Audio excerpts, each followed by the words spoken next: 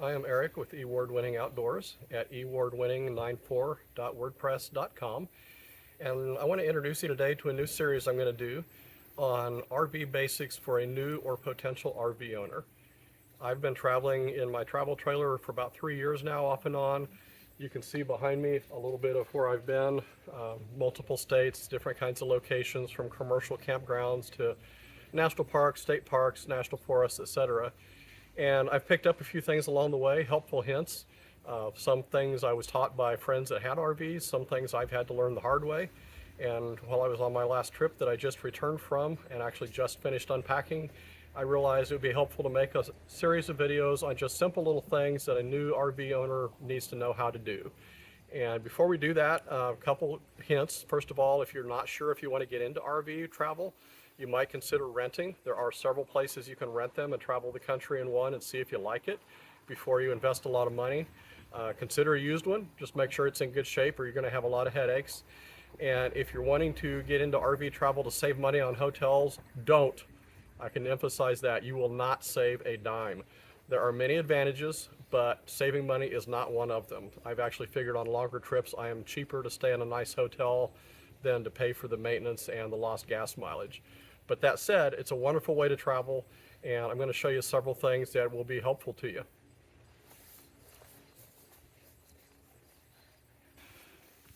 But before we get into the meat of it, one quick tribute.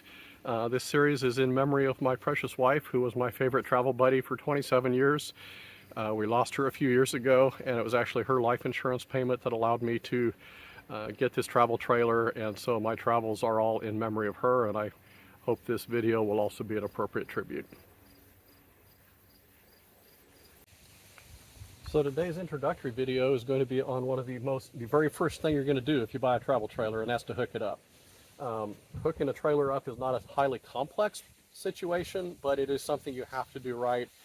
If you do something wrong and your trailer comes loose, at a minimum it's going to be a severe inconvenience. It's probably going to be expensive, and I've actually in the past career worked a fatal accident resulting from a trailer that came loose and went across traffic. So hooking up is extremely important. Obviously not relevant if you're getting a camper van or a motorhome type of camper. I have saved you the pain of having to watch me back into position. It's even with a backup camera, it's tough to get lined up straight, but once you do, your first step is to crank your trailer down onto the trailer hitch ball. And you kind of notice there, it kind of dropped into place a little bit. You want that. And then the second step of that is to get your latch secured. If your latch will not go, it's probably because you're slightly too far back and you need to let your vehicle go forward maybe just a half an inch, but enough to get that in place. Without that, it will come off the ball. Then you want to secure that with one of a couple of options. There are these spring clips that you can use that just has a pin that goes through there and then a spring part that holds it in place. The other thing I'll do if I'm going to be staying like in a motel overnight or someplace where I want to be sure my camper is still there in the morning, I'll do it with a padlock and just lock that in place. When I do that, I will often include the cable for the lights when I lock it.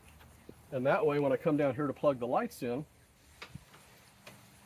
there's enough extra cable there that it keeps it from dragging on the road, which could get snagged, it could pull loose, it could wear out your cable or whatever.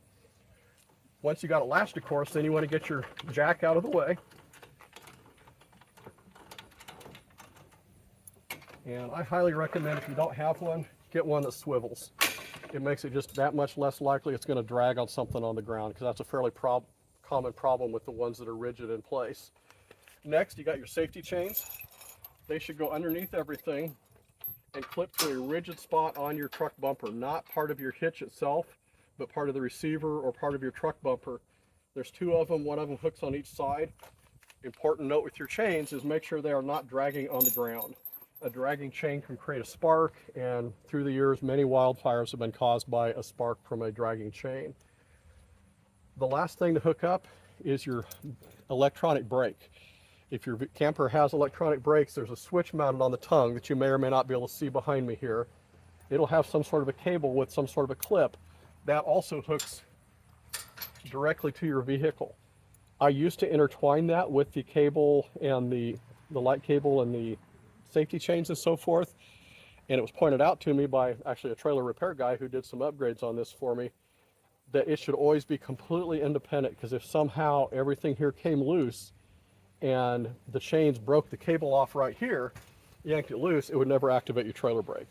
The whole point of this is if somehow everything else fails and your camper or your trailer comes disconnected, it's going to pull the plug out of that switch, activates your electronic brakes, and your camper or your trailer will roll to a stop, hopefully without causing any major harm.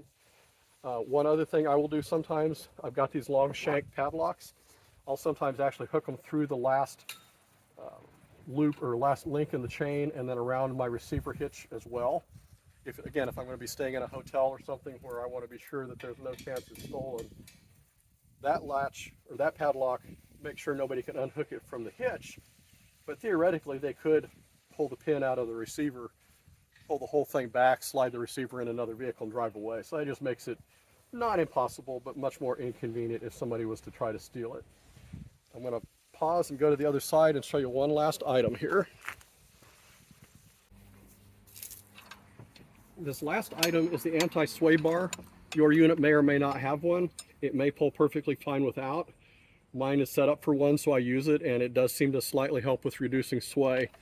It's a metal contraption that's got a metal bar that slides in and out, and a couple little hitches here, or receivers that go on this 1-inch ball on the side of your trailer and on the side of your hitch. And then it has just real simple pins that slide in place on both ends, and that just keeps it from popping off. Once it's in place, then you just need to tighten it down, and that just reduces the potential for your trailer to sway back and forth as you go down the road. Like I say, it seems to help. I think you may or may not want one in your situation. The former Suburban I used to tow this trailer with, it would sway pretty bad over 65 miles an hour. This newer one, it's really pretty much a non-issue. One safety note on this. Well, actually, I'll tell you a couple quick things. One is, before you disconnect anything, loosen it. It will be under a lot of pressure. You might also notice if you're using a sway bar, when you turn, especially at low speeds with your window down, you may hear kind of a groaning or whining sound. That's just this sliding in and out. It's not a problem. One thing that can be a challenge, I often leave it connected on the camper side when I unhook, drop it to the ground. The problem is then, I raise my camper up while I'm camping, I lower it down onto the hitch, and this is driven into the ground and I can't get it out. All right, so now I got to jack it back up to get my sway bar out. The trick I found is when I'm hooking up, well, I hadn't connected that side, but I'll just run a safety chain around it to keep it out of the ground. It's not a big deal, but it's saved me some work remembering that in the past. That's the long and the shorts of hooking up. I always, before I travel, take a walk around everything. More often than not, I'll find, oh, I left a wheel chock in place, or I forgot and left my step out. Always take a walk around. If I stop for gas, I take a walk around. If I stop overnight, I'll take a walk around before I travel, just to make sure everything is still good, everything's still secure, nothing is weird. It's worth the extra 30 seconds to do that. It might save you some trouble down the road. So, hope this first video helped you. I will be adding some more of these in the days to come on other things. Got one in the works on how to dump your wastewater tanks. We'll talk about setting up and leveling the camper and various other simple things that a new RV person might not be familiar with. So enjoy it. If you'd like to see more of this, be sure to hit the like button and subscribe down below, and you'll know when the rest of them come out. Thanks for watching.